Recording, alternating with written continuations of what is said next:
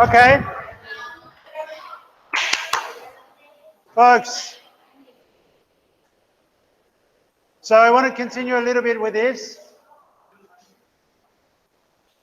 So we were talking about audit culture, and the key word, which I had said, was excellence. I'm very interested in this word, excellence. Sporting metaphor, right? What an excellent goal. What an excellent... It's not just a sporting metaphor, but we should pay attention to the idea.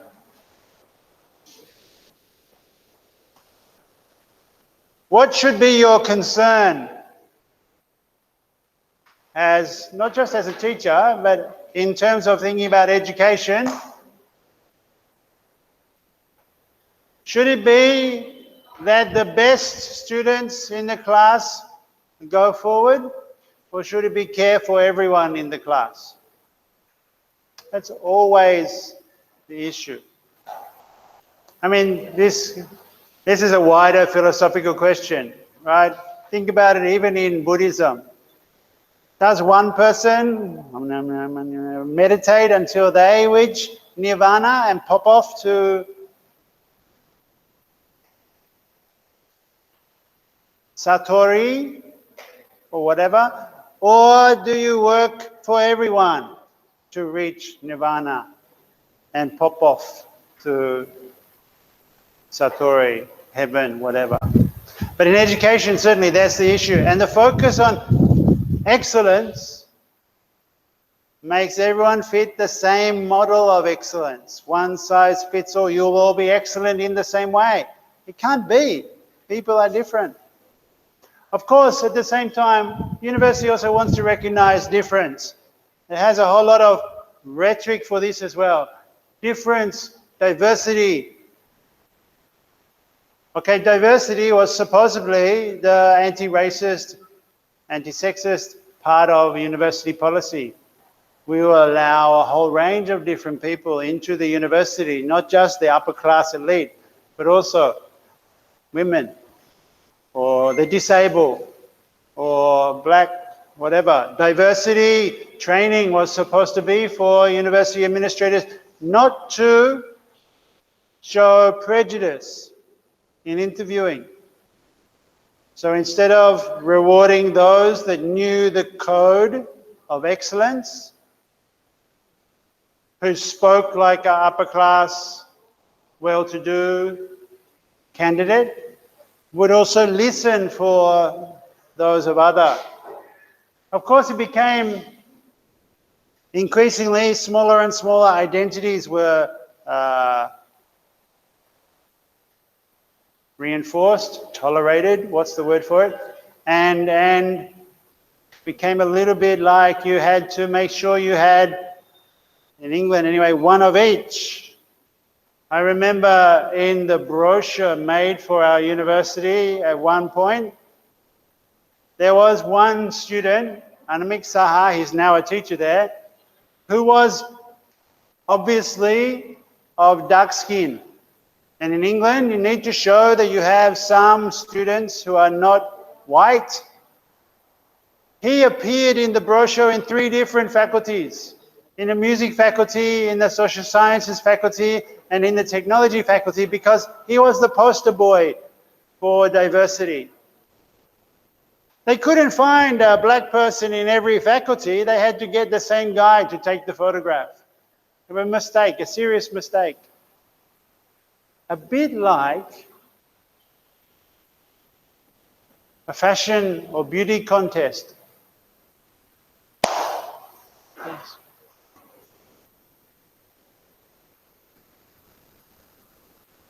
Professionalism is the third term in this rhetoric, in the methodology.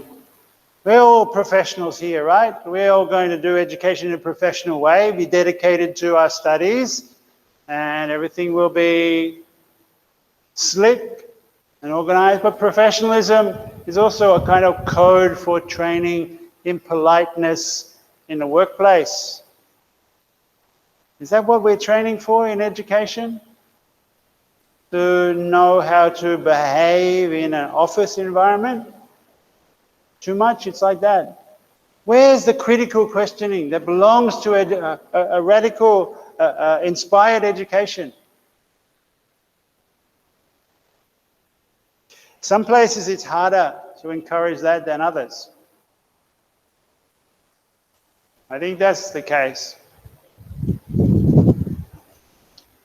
Which is why, in the assessment for you guys in this class, I want you to think about what your rhetoric, what words you will use when you talk about what should be your ideal university or education institution. Will you say excellence, professionalism, diversity, inclusivity, transparency? So many words that are used, all of them can be questioned. And we need to think about that. I'm not saying they are bad or wrong. Maybe I am saying that. Some of them are wrong in a certain way, right? But certainly we can think about when we talk about professionalism, how does that relate to the aims of our ideal university? Now remember that the professor I told you about who changed his fonts, he was forced to write down the aims of his course. What are your aims?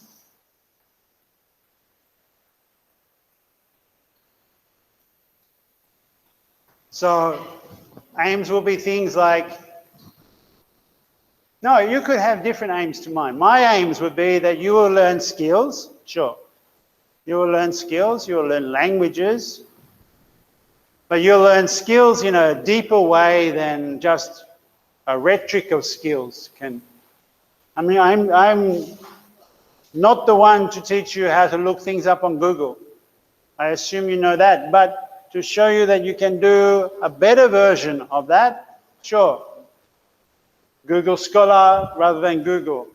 Book for you or metric, really getting deeper into how you manipulate information.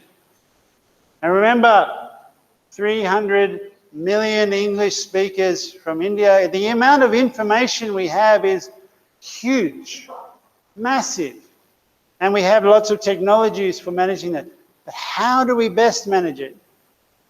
We need to think about how our skills to manage this information will shape what we know. And cultural elements of that are really important. Where do you get to think about critical skills? I wanted to say something about languages. There's only one line here. Actually, I can give you this in Tibet. Sorry, it didn't all fit on the page. There's only one line here about languages.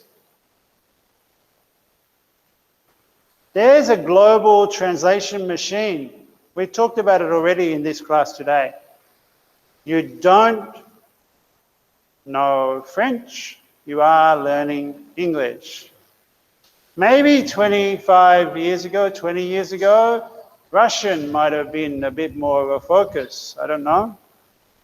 In India, there are 14 different national or state languages, or 16, but English is becoming the lingua franca of the university. In China, students are being encouraged to learn English, and they are doing that at a rate that is higher than here. And I know here in Vietnam, English is being pushed in the schools a lot. I notice even in the 3 years that I've been here, this class is a little easier for me because more of you speak better English. Just in 3 years, I've noticed a difference. So the nation is changing, but let's think critically about that. The global power of the English language is frightening. If every single country now has to talk the global lingua franca, that shapes knowledge. That makes certain kinds of literature not universal, but required. And that can be, like anything, a poison and a medicine. It can be good and bad.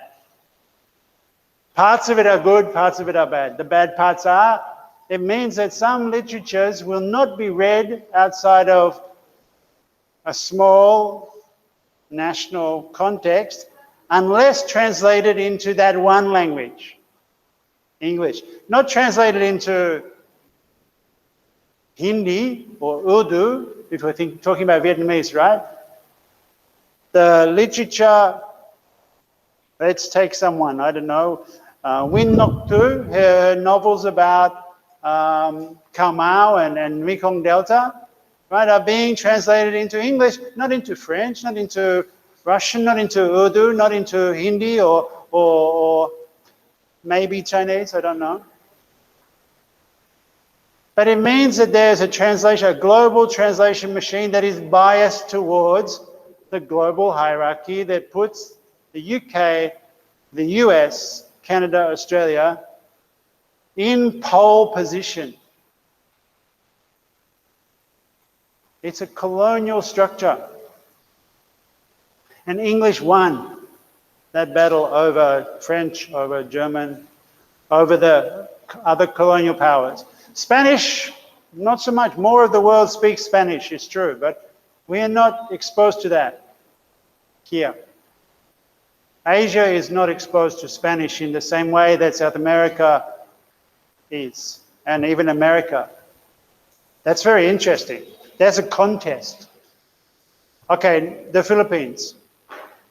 A bit, not much.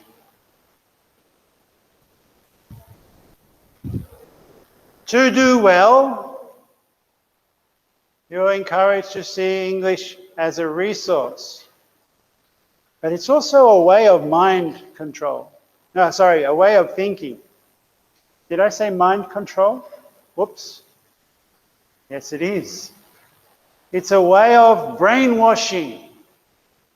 And it has an economic aspect. It means that you will consume products that make the culture industries of the US and the UK thrive. Hollywood films, British literature, British anthropology. Imagine that you might buy article or buy books of, I don't know, Malinowski or David Graeber or John Hutnick. Think of language as this global technology, and you start to think of a critical perspective on what it is we are doing in education. And that has huge ramifications. And yes, it's necessary. That's the reality. The reality is it's necessary. The other thing is research and innovation. Innovation. Research can be driven for economic ends, or it can be about knowledge.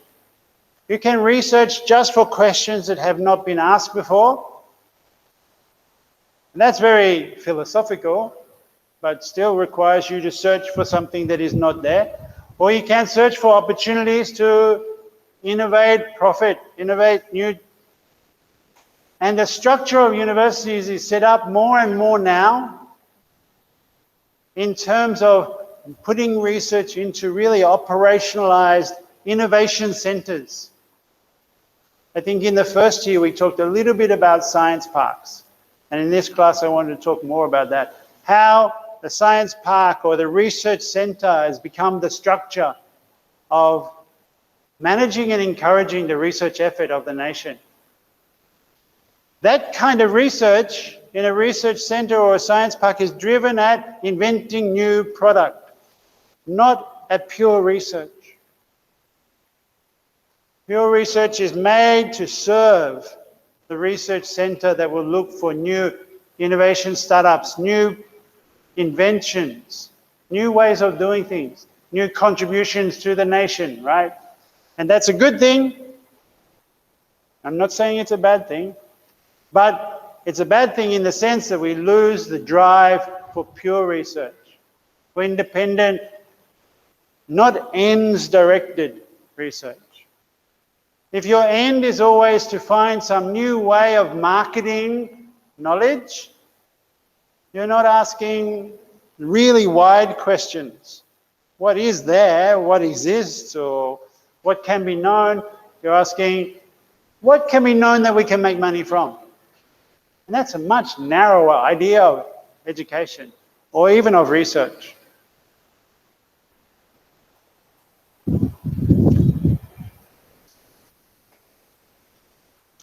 The other thing is internationalization.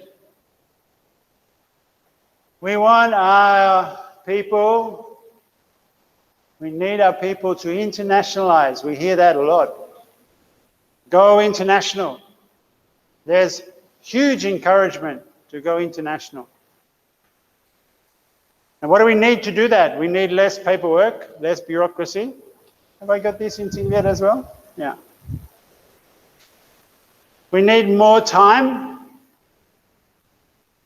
Less bureaucracy, more time.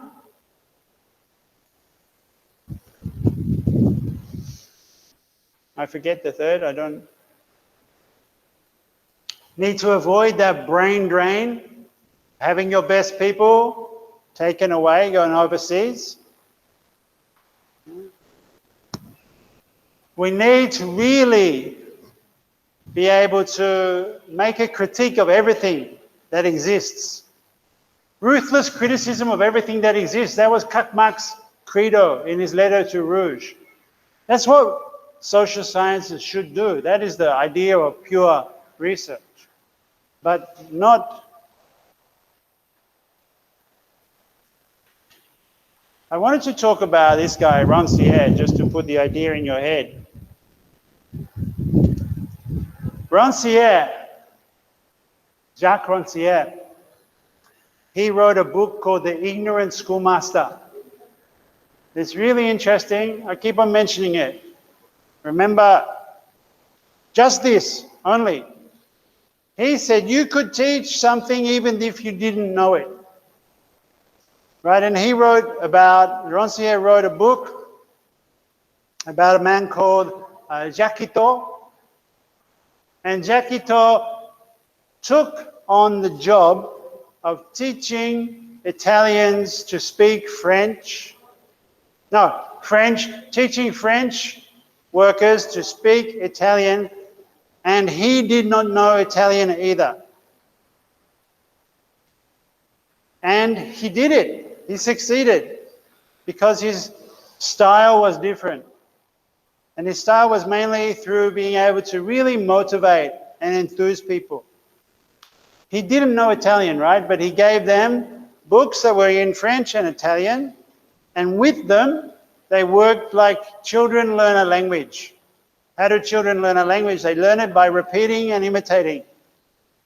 And slowly they worked out how to speak Italian. They only all knew French, including the teacher, because he was really driven, and something worked with the class that he got them enthused to do this, to try this. Of course, they wanted to speak Italian as well, for whatever reason. The idea of drive, motivation, and desire for education. So when Spivak last week, if you remember, we talked about a slow, patient work to rearrange desire. It's about having that ability or want to transfer enthusiasm or motivation. Say, well, if it's worth doing, it's worth doing well. If you're here, why not? If anything goes, why not try this on for size? Of course, we need space, time, resources. We need desks and we need tables. We need all those things, right? Everyone should have the same set of resources that the upper class university has. Of course, but it doesn't yet. So there's a real problem. And how do those at a well-resourced university help make it possible for everyone to get to that kind of resource? That might be a worthwhile project. What I'm thinking of, these kind of questions are the ones that should be in the background when you think of what your ideal university may be. Your ideal university might be very different though. It might not have classes. It might not have research. It might just be for fun. It might be driven only towards the economy. I'm not saying you shouldn't do that. It might have rules, it might not have rules. I'm interested to find out how you might make a university with aims that are thought through from the perspective of what you want to get out of education.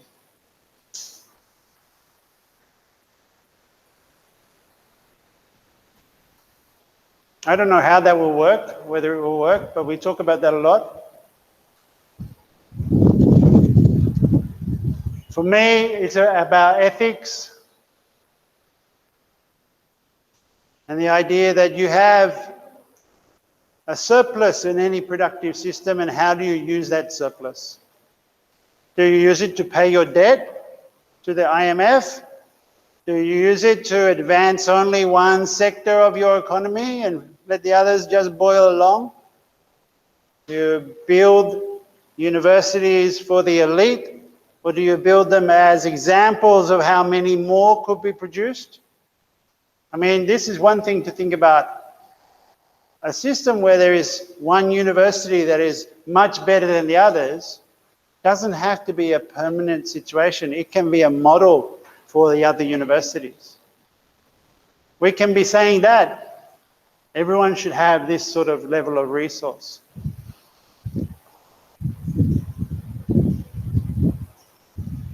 Okay.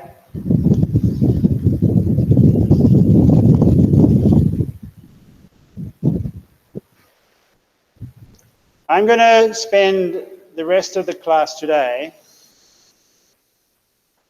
looking at Stefano Hani and Fred Moten's work, which means turning from this, stop presenting,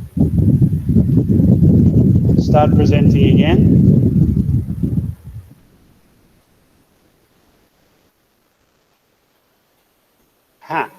Cancel.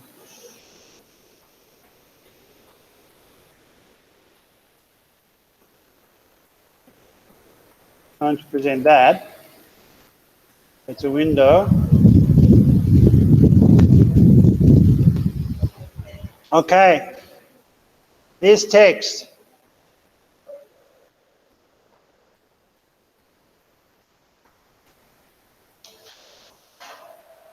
No.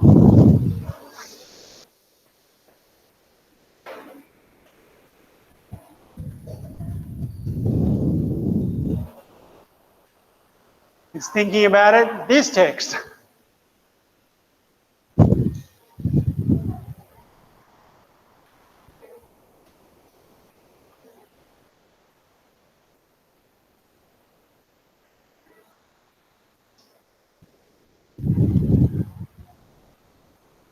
All right. So I think we have 15 minutes left.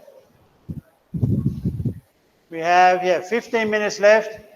And I want to read this with you a little bit. So you know how this works. I ask you to stand up and read the first paragraph. Sorry, but loud and for everyone to hear. For this whole year, everyone will get one go, I hope.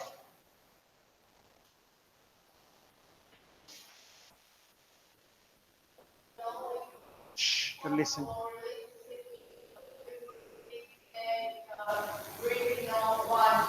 To the university I was doing there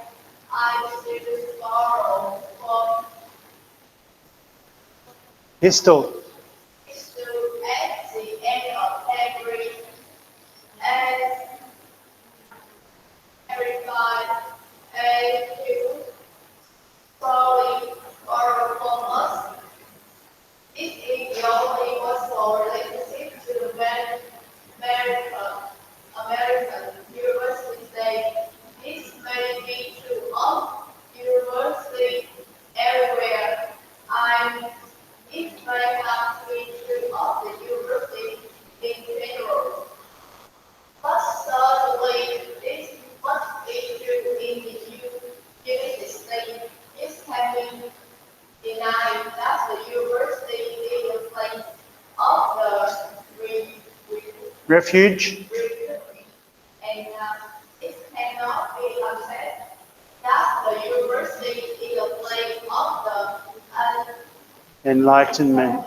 entertainment, is a place of the conditions one can only stick into the university and still one can to uphold Abuse.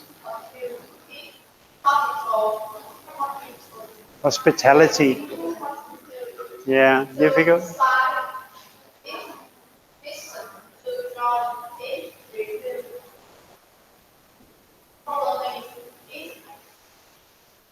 Gypsy.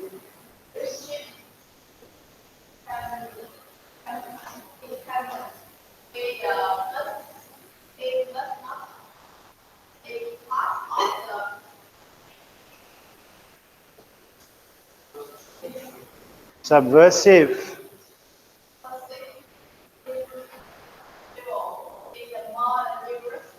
Okay, great. It's hard. I accept. If you don't read this with a dictionary, you're not going to get a lot of the things, and even a dictionary might not help. So I'm going to try and work through it with you. For starters, this is the first paragraph of their book, The Undercommons. It's been a real, like, dropping a brick into the pond of the water. Everyone got splashed by what this book has done. The only possible relationship to the university today is a criminal one.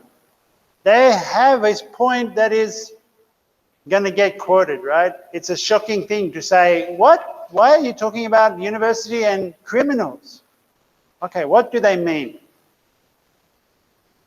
To the university I'll steal, and there I'll steal. When you see a quotation like this, and the code here, you're not to know this, the code here is that it's Henry V, means Shakespeare. They are quoting, beginning by starting off with Shakespeare, like to show that they are knowledgeable, right? To show that they are posh, well-educated. But to the university I'll steal, and there I'll steal. Like steal has two meanings. Steal can be, I stole your book, but steal can also be to sneak in, to steal in. Like there was a fantastic Gilbert and Sullivan play with cat like tread upon our prey we steal. It means you sneak up, right? It's the moment before you steal. Stealing is actually taking, but stealing along is a kind of way of work. So they want to say we enter the university like a criminal, to steal into the university. What does that mean? So this will be the path of the subversive intellectual. Critical thinking will be the one that will steal knowledge from the university. The university wants to make research for business, but we want to make, the subversive intellectual, we want to steal that knowledge for something else. Now, Pistol at the end of Henry V says this, and he would steal from us as we will steal from him. They are quoting Shakespeare in the wrong context, right? Stealing from Shakespeare in a way. Shakespeare is the symbol of higher education, sophistication, like erudition.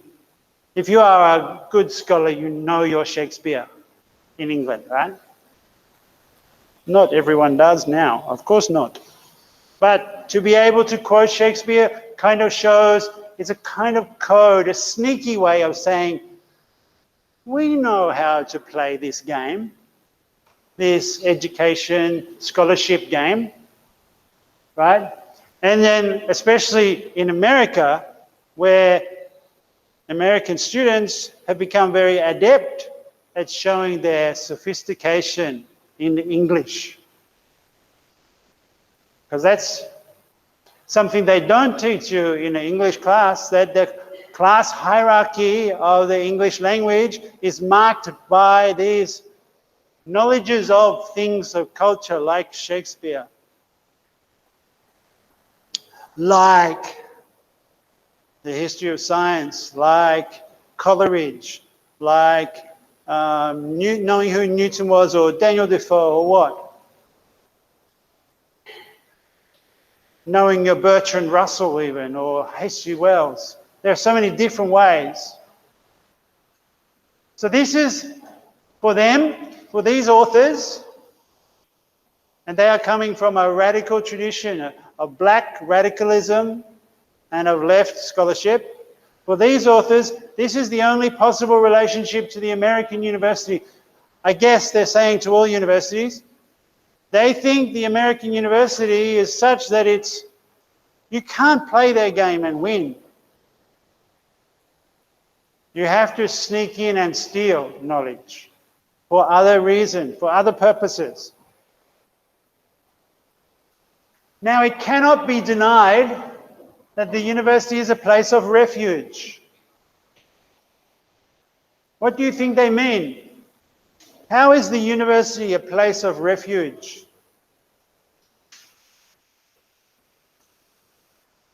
In the English, the US system, the university is still a place where it's possible. Only in America, the only possible place to talk about Marx, for example, will be a university. If you start talking about Marx in the workplace, you'll probably be on the way out fairly soon. But even then, with the experience of David Graeber, we saw that the US university cannot accept anarchism, let alone Marxism. But still, it is still the place where a subversive intelligence might still not be completely defeated by practicalities, by the immoralities of business, by the requirement that you button up and work politely and neatly for the company. It's still possible to be excited by ideas, to explore alternatives, to look at surrealism or anarchism or the history of the IMF or poverty or something, it's still possible to talk radical ideas inside the university, not in business, hardly. So the university is a kind of refuge, even an ivory tower, even a walled enclave, a kind of encampment. They say encampment. Gypsy encampment, a refugee colony. Despite its mission, despite the rhetoric of its aims, it's still possible to be this place that is welcoming of alternatives. And that's very interesting because it welcomes you. You're welcome into the university to look at all this radical history, as long as in the end you will be an employee and a good employee and forget all that stuff and get on with doing the job. If you stay an anarchist or you stay interested in poetry, that will not work when you're working for your company. But some of the skills will be transferable. So they see this hospitality, see it as a colony, but they feel that you really have to abuse that hospitality, to sneak in and steal knowledge from there, to use for other ends, to use for freedom, for emancipation.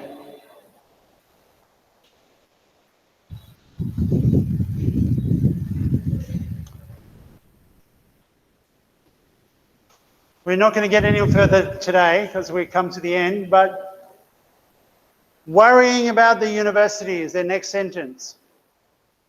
Only in the university can you really worry about the university. In a company, if you're working for a company and you start to worry about that company's ethics, you should probably leave. Your boss will want you to go. Probably. Not always. Sometimes you want to have a review within limits. This is the sense of the university as a refuge. It's still possible to think to even have a course on critical thinking. The university wants to have a course on critical thinking so that you'll have some more skills to think beyond that regimentation. But that's a dialectic and a contradiction. Because critical thinking should be something that actually criticizes the very idea of having a course on critical thinking. I have seen that on the class homework, I didn't put this reading for this week, but it's the same reading for next week. Please have a look. I put it on this just now. That Stefano Hani, he is a member of our staff in TDTU. He'll be coming next term to teach, I hope, COVID allowing. But his book with Fred Moten is a reading, just that first chapter. Look at that and make a summary. Every week nearly every week you are asked to make a short summary, and I see not everyone is doing that. I need them. Please catch up. Okay, thank you very much. See you next Friday.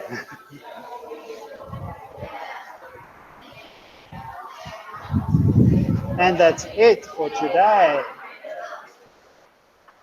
I will stop the recording and happily say bye-bye. Stop.